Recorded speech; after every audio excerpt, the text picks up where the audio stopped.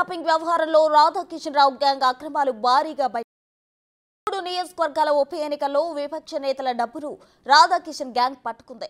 Phone tapping చేసి డబ్బు ఎక్కడి నుంచి ఎక్కడికి వెళ్తుందనే తెలుసుకుని ప్రణీత్ రావు ఇచ్చిన సమాచారంతో పోలీసులను పంపి డబ్బు పట్టుకుంది. 3 ఉప ఎన్నికల సందర్భంగా మొత్తం 9 సార్లు ఇలాగే డబ్బు స్వాధీనం చేసుకుంది. ఉప ఎన్నికల్లో టాస్క్ ఫోర్స్ ను రాధాకిషన్ రావు గ్యాంగ్ అక్రమాల కోసమే వాడుకుంది.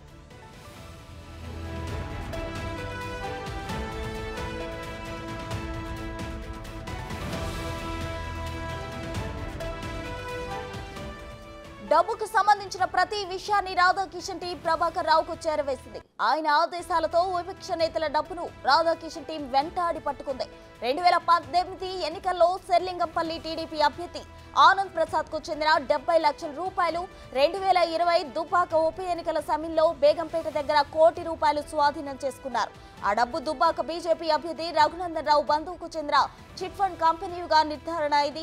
2022 అక్టోబర్లో మునుగోడు ఉప ఎన్నికల సమయంలో గాంధీనగర్ దగ్గర ₹3.5 కోట్ల స్వాధీనం చేసుకున్నారు.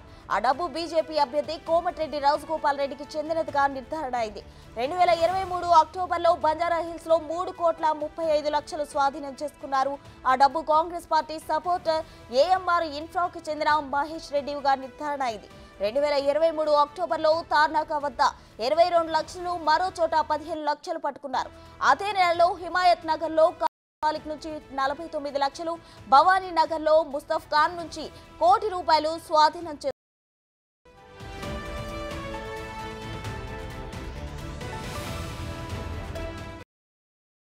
కీలక నేతల ఆదేశాలతోనే వారి ప్రత్యర్థులపై రాధాకిషన్ రావు టీం నిఘా పెట్టింది. రాధాకిషన్ రావు కన్ఫెషన్ స్టేట్మెంట్ లో మరోసారి బీఆర్ఎస్ సుప్రీమో అని పోలీసులు పేర్కొన్నారు.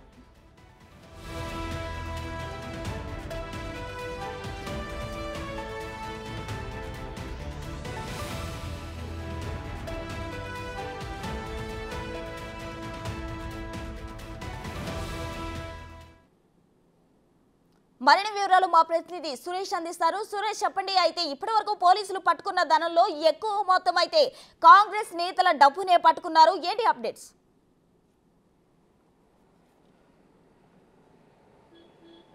రాధాకిషన్ రావు రిమాండ్ రిపోర్ట్లో చాలా కీలకమైన విషయాలు వెల్లడించడం జరిగింది. ఆయన టాస్క్ ఫోర్స్ డీసీపీగా పనిచేసిన రోజుల్లో వాటికి సంబంధించి ఎక్కడెక్కడ సోదాలు చేశారు, వీటికి సంబంధించిన పూర్తి ఆధారాలన్నిటిని కూడా రిమాండ్ రిపోర్ట్లో పొందుపరచడం జరిగింది. ఆయనకు సంబంధించి దాదాపు చాలా చోట్ల వీళ్ళు నగదు సీజ్ చేయడం జరిగింది. 70 లక్షల రూపాయలు రాంగోపాల్పేట పరిధిలో సీజ్ చేశారు, బేగంపేటలో ₹1 కోటి, అదేవిధంగా మరో చోట 3.5 కోట్లు, ఇంకో చోట 3,35,00,000, ఇట్లా మరో చోట 22 లక్షలు, చాలా చోట్ల డబ్బులు సీజ్ చేశారు. ఆ డబ్బులన్నీ కూడా ఎలక్షన్ల ముందు ఎవరెవరు ఎక్కడెక్కడికి ఫోన్లు ద్వారా మాట్లాడుకొని డబ్బులు తరలిస్తున్నారు అనే విషయాలన్నీ తెలుసుకొని ఈ నగదును అంతా కూడా సీజ్ చేశారు. ఈ సీజ్ చేసిన నగదును కూడా మొత్తం లెక్కల్లో చూయించారా లేదా అనే దానిపైన ఇన్వెస్టిగేషన్ జరుపుతున్నారు. ఈ కోణం ఒకవైపు అయితే, మరో కోణంలో వీళ్ళకి కావాల్సిన డబ్బులు, బీఆర్ఎస్ పార్టీకి సంబంధించిన డబ్బులన్నిటిని కూడా టాస్క్ ఫోర్స్ వాహనాల్లో తరలించినట్టు రిమాండ్ రిపోర్ట్లో పేర్కొనడం జరిగింది. సెంట్రల్ జోన్ ఎస్ఐకి ఈ బాధ్యత అప్పచెప్పి ఎస్కాట్ వాహనాలు అందించి ఈ డబ్బును అంటూ కూడా తరలించారు. ఎమ్మెల్సీ వెంకట్రామరెడ్డి ఇంటికి సమీపంలోనే ఉన్న ఒక వ్యక్తి దగ్గర నుంచి డబ్బులు తీసుకొని నేరుగా సికింద్రాబాద్లో ఉన్న మరో వ్యక్తికి డబ్బులు ఇచ్చినట్టు గుర్తించడం జరిగింది. దీనికి సంబంధించిన దర్యాప్తులో అన్ని విషయాలు కూడా రాధాకిషన్ రావు ఒప్పుకున్నట్టు తెలుస్తుంది. అయితే ఈ సికింద్రాబాద్లో మాజీ పోలీస్ అధికారి దివ్యచరణ్ రావుకు సంబంధించి డబ్బులు అందించారు. ఆ డబ్బులని ఎవరికి మళ్ళీ తిరిగి చెల్లించారనే దానిపైన కూడా దర్యాప్తు కొనసాగుతుంది.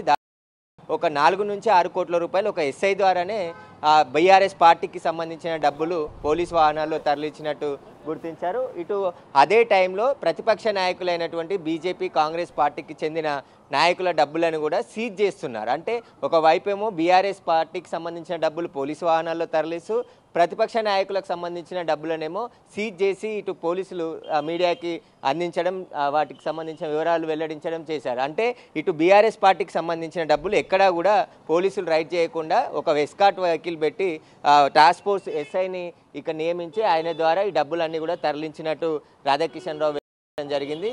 పెద్ద మొత్తంలో సికింద్రాబాద్లో ఒక మాజీ ఎస్పీకి అందించి ఆయన ద్వారా క్యాండిడేట్లకి ఈ డబ్బులు అందించినట్టు కూడా గుర్తించడం జరిగింది. రిమాండ్ రిపోర్ట్లో చాలా కీలకమైన విషయాలను కూడా వెల్లడించారు పోలీసులు. దీనికి రాధాకిషన్ రావు ఎక్కడెక్కడ సోదాలు చేశారు, ఎవరెవరిని బెదిరింపులకు గురి డబ్బులు ఎలా వసూలు చేశాడు అనే దానిపైన కూడా రిమాండ్ రిపోర్ట్లో ప్రస్తావించడం జరిగింది. ఇక ప్రభాకర్ రావు ఆదేశాల మేరకు ఎప్పటికప్పుడు ఫోన్ ట్యాపింగ్ చేసి మిగతా వారి వివరాలు తెలుసుకొని ఆదేశాలతోని పనిచేసినట్టు రాధాకిషన్ రావు చెప్పడం జరిగింది. దీనికి సంబంధించి ప్రణీత్ రావు చాలా కీలకంగా వివరించారు. ప్రణీత్ రావు ఫోన్ ట్యాపింగ్కి పాల్పడి వారికి సంబంధించిన కదలికలు, వారికి ఎవరెవరు ఎక్కడ కూడా పోలీసులు విచారించబోతున్నారు. ఆయన డబ్బులు ఎవరి ఆదేశాల మేరకు రాధాకిషన్ రావు పంపించిన ఎస్ఐకి అందించాడు, ఆయన ఎన్ని కోట్ల రూపాయలు ఇక్కడికి తరలించడం జరిగింది, పోలీసు వాహనాలలో ఎన్ని కోట్ల రూపాయలను తరలించారనే దానిపైన కూడా దర్యాప్తు కొనసాగుతుంది. కొద్దిసేపటి క్రితమే బంజారాహిల్స్ పోలీస్ స్టేషన్కి west zone DCP Vijay Kumar కూడా చేరుకోవడం జరిగింది. ఈ రోజు కూడా ఈ కేసుపై విచారణ కొనసాగుతుంది. ఎందుకంటే ఇప్పటికే నిందితులు ఇచ్చిన స్టేట్మెంట్ ఆధారంగా చాలా ఎవిడెన్స్ కలెక్ట్ చేసే పనిలో ఉన్నారు. ఇటు మరోవైపు సిగ్నల్ యాప్, అదేవిధంగా వాట్సాప్, స్నాప్చాట్స్కి కూడా నోటీసులు అందించి వివరాలు అందించాల్సిగా ఇక్కడ చెప్తున్నారు, పోలీసులు కోరడం జరిగింది. అయితే ఈ ట్రాన్స్పోర్ట్ ఎస్ఐలో పనిచేసిన ఎస్ఐకి ఒక ఐఫోన్ కొనిచ్చి ఆ ఐఫోన్లో కొత్త సిమ్ కార్డు ఏర్పాటు చేసి ఆ సిమ్ కార్డు ద్వారానే పూర్తిగా ఎక్కడెక్కడికి వెళ్తున్నాడు, ఎవరెవరికి డబ్బులు ఇవ్వాలి, ఎవరెవరిని కలవాలి, అవన్నీ కూడా వివరాలు రాధాకిషన్ రావు ఎప్పటికప్పుడు ఎస్ఐతో కోఆర్డినేట్ చేస్తూ ఆ డబ్బులను తరలించినట్టు ఆయన స్టేట్మెంట్లో వెల్లడించాడు. కాబట్టి ఎంతమంది డబ్బులు కలెక్ట్ చేశారు, ఈ ఎస్ఐకి సంబంధించిన స్టేట్మెంట్ను కూడా రికార్డ్ చేశారు. దివ్యచరణ్ రావు, మాజీ పోలీస్ అధికారి దివ్యచరణ్కి సంబంధించిన స్టేట్మెంట్ను కూడా పోలీసులు రికార్డ్ చేశారు. ఆయన ఎన్ని కోట్ల రూపాయలు ఆ టాస్క్ ఫోర్స్ ఎస్ఐ అందించాడు, ఆయనకు సంబంధించి ఎవరెవరికి డిస్ట్రిబ్యూట్ చేశాడు అనే దానిపైన కూడా ఆయన స్టేట్మెంట్ను కూడా రికార్డ్ చేయడం జరిగింది. ఈ కేసులో ఒక 5 అధికారులను కూడా విట్నెస్గా ఆ రిమాండ్ రిపోర్ట్లో పోలీసులు చూపించడం జరిగింది. 2 సిఐలతో పాటు ఒక డిప్యూటీ తహసీల్దార్, ఓ తహసీల్దార్ని, ఒక సబ్ ఇన్స్పెక్టర్ని, 5గురిని కూడా సాక్షులుగా ఈ కేసులో చూపించారు. ఎందుకంటే అలా ఇచ్చిన స్టేట్మెంట్ రాధాకిషన్ రావు 7 రోజుల పాటు కస్టడీకి అనుమతించడంతో మొదటి రోజు కస్టడీకి విచారణకు సహకరించలేదు. కానీ రెండో రోజు నుంచి తాను జరిగిన విషయాలన్నిటిని కూడా మొత్తం చెప్తానని చెప్పేసి అధికారులకి చెప్పడంతో ప్రభుత్వ అధికారుల సమక్షంలో ఈ స్టేట్మెంట్ అంతా కూడా రికార్డ్ చేసి ఆ సాక్షులను కూడా రిమాండ్ రిపోర్ట్లో పేర్కొనడం జరిగింది. అయితే ఈ కేసులో నెక్స్ట్ పొలిటికల్ నాయకుల అరెస్టులు ఉంటాయి అని చెప్పేసి కూడా ప్రచారం జరుగుతుంది. కానీ ఎవరు ఆ నెక్స్ట్ నోటీసులు ఇచ్చేది ఎవరికి ఇస్తారు? ఈ వెంకట్రామరెడ్డితో పాటు మరో ఎమ్మెల్సీ పేరు కూడా ఈ కేసులో వినబడుతుంది. కాబట్టి వీరి పాత్ర పైన కూడా విచారణ జరిపి వారిని నోటీసులు ఇచ్చి విచారణకు పిలుస్తారా? బీఆర్ఎస్ సుప్రీం సంబంధించిన పేరును కూడా ఈ రిమాండ్ రిపోర్ట్లో ప్రస్తావించారు.